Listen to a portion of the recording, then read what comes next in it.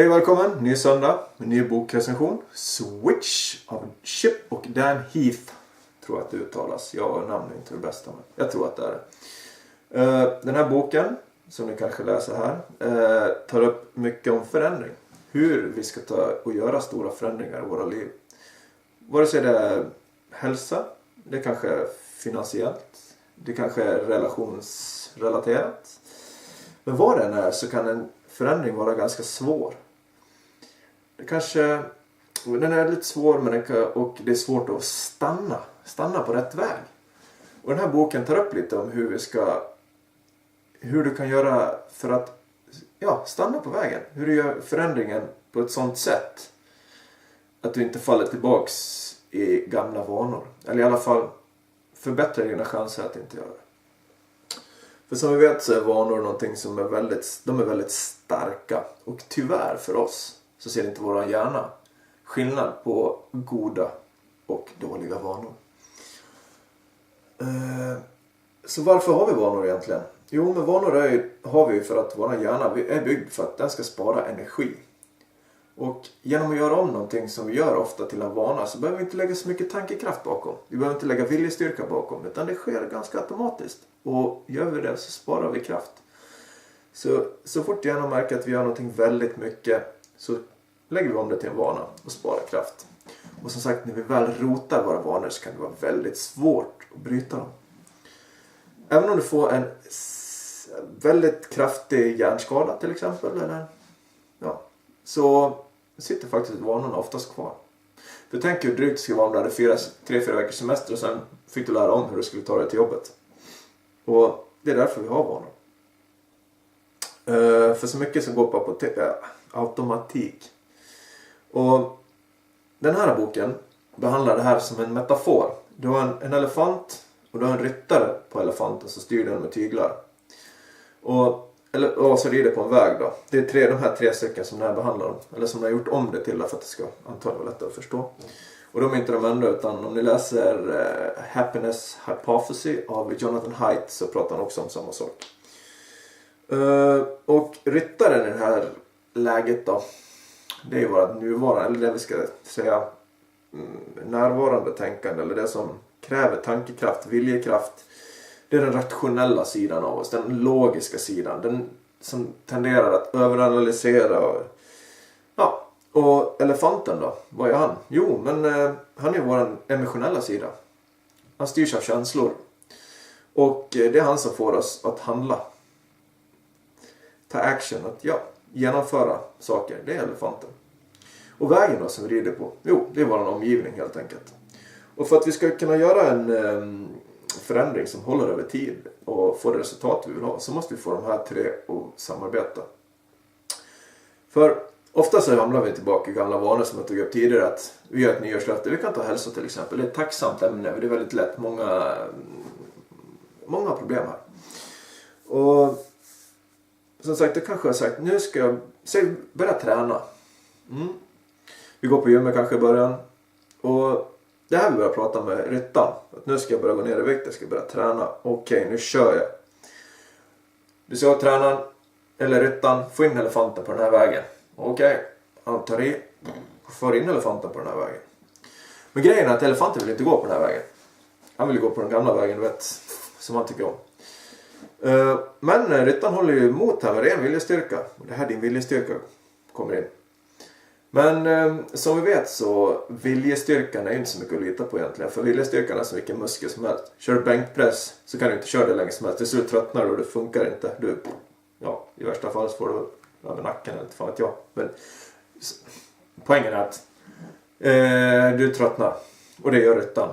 Så han tröttnar. Och fort du tröttnar så åker elefanten över på sin gamla väg igen. Så du faller in i gamla vanor. Jaha, men hur ska vi göra då? Jo, som jag sa, elefanten är emotionell. Känslor. Så du måste visa elefanten. Du måste visa han vart du måste visa att han tjänar på det. Och han är ju som sagt inte logisk så du kan inte prata med honom. Så vi kanske kan ta ett exempel. Att minimål. Små mål. Vi måste motivera elefanten att fortsätta. Eller vi kan tänka dig ett helt spår med sådana nötter. Som de gillar. Jag vet inte, eller kanske bara i filmer som man ser det. Nej, jag vet inte. Men skitsamma. Små mål. Lägger vi ut. Så en bra tidsram är, om vilken förändring du än vill göra som är i alla fall lite större, så sätt på runt 18 månader, 1,5 år. Där sätter du din vision, ungefär vart du vill hamna någonstans. För då har du ett mål och då har en början. I mitten är, det behöver inte, det brukar shapea sig. Alltså det kommer med tiden, ta det lugnt. Men vi delar ner det här. Vi tar det här problemet du har med vikt eller träning eller så krymper vi ner det till små mål. För det vi vill göra med det är att vi ställa in våra hjärna på att programmera om den. För oftast när vi tar stora mål och vi har gjort det länge, du redan innan sagt nej, jag kommer missa det här målet. Det är väl ingen idé ens jag gör det här. Men om vi gör små mål, uppnåeliga mål hela tiden. Som sagt, skulle du vilja vinna en Oscar imorgon, eller du skulle vilja vinna en Oscar och bli en skådespelare, så är det ganska omöjligt att säga att nu ska jag bli skådespelare idag och jag ska vinna en Oscar. Men om du sätter som mål att nu vill jag bli skådespelare. Det första jag ska göra, då ska jag gå in på en teaterskola. Okej, nu gå till teaterskolan. Check 1. Det är lite närmare din vision. 2, nu ska jag gå klart min teaterskola. Ja, ett litet mål till. Ja, nu vill jag ska få en roll i en teaterpjäs. Ja, bra. Nu har du checkat av. Alltså ser du, vi är på väg en liten bit till. Nästa, du kanske får en roll i en serie. Du kanske får en biroll. Som kanske sen leder till en huvudroll. Alltså förstår du, är mycket närmare ditt mål. Nu kanske det inte är helt omöjligt att du kommer få en Oscar. Helt plötsligt. Det är fortfarande svårt, det är väldigt svårt. Men det är inte omöjligt som det var när här bortifrån. För då tar du mycket närmare målet. Och det är det vi vill göra med de här mikromålen alltså. Så sätt upp små mål med träningen. Kanske bara första sätt är träning då. Första veckan, snöra på dig skorna. Gå ut och gå 2 gånger i veckan. Sätt det som ett mål. Kryssa av.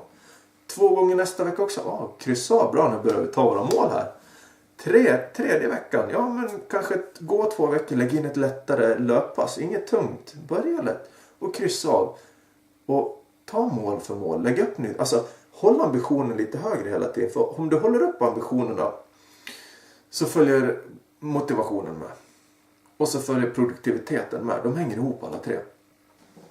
Så då börjar vi motivera elefanterna. Nu börjar vi få in på rätt väg. Vi börjar få in det här till en vana. Ser du? Nu börjar vi lätta. Nu kanske inte elefanten stretar lika mycket för att gå tillbaka. Och ryttaren börjar kunna slappna av. För elefanten går på vägen vi vill. Men vi måste påverka vägen också. Vart han ska gå. Och vägen är då vår omgivning. Och oftast är det lättare att göra om omgivningen eller göra om vårt tänkande. Fast vi borde göra på båda sätt. Eller ja, vi borde göra på båda sätt. Men tankesättet kommer med tiden. Men som sagt, jag brukar ta det här med tallriksmodellen. Det är lättare att ta en liten tallrik och lägga på mat. Än att ta en stor tallrik och lägga på en mindre portion med tankekraft. Eller hur? Så vi tar ändå den lätta vägen. För processen kommer med tiden. Så se till att få med ryttan. Den logiska. Berätta vart du är på väg.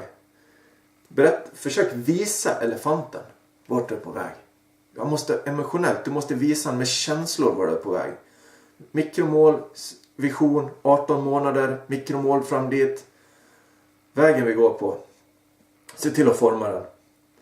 Se till att gör det så lätt för elefanter. Lägg inte ut massa distraktioner efter vägen. Lägg inte ut massa sidospår. Åk inte och handla hungrig. Om du har problem med att du köper skit. Gå inte ut på restaurang och ät. Om du vet att du inte kan hålla dig. Och det handlar inte om att vi ska ha skittråkigt resten av livet. Utan det handlar om att vi ska få in en vana. När du väl har fått in vanan, då kommer resten också. Det är så. Men jag rekommenderar att du läser den här boken. Den är riktigt bra. Riktigt mycket. Och som sagt, den här elefantmetaforen är kanske de första 2 kapitlerna. Sen finns det hur mycket som helst med häftiga grejer i den här. Jag kan ta upp det lite snabbt. Nu drar jag iväg, jag ser på klockan här. Men Bright Points pratar han om. Bright Points. Och det är att vi ska jobba på det som fungerar. Vi tenderar alltid att vi ska fixa det som är trasigt. Men den här berättar, fokusera på vad är det som funkar. Hur kan vi få, genom att titta på vad som funkar, hur kan vi få det att sprida sig till resten. Double down om det som funkar. Det var det jag tänkte säga om den här boken idag. Och jag hoppas att det har varit till någon nytta. Och jag tänkte vi sätter upp nästa veckans bok som är Flow. Flow av Mihail Csikszentmihalyi eller något sånt där. Lite svårt att uttala faktiskt, men Flow i alla fall blir det till nästa vecka. Så nästa söndag, då syns vi igen. Det är en ny recension. Hoppas att ni fick ut något av det här. Gå ut där, ha en bra vecka. Gå och lägg dig lite visare varje dag. Tack för mig.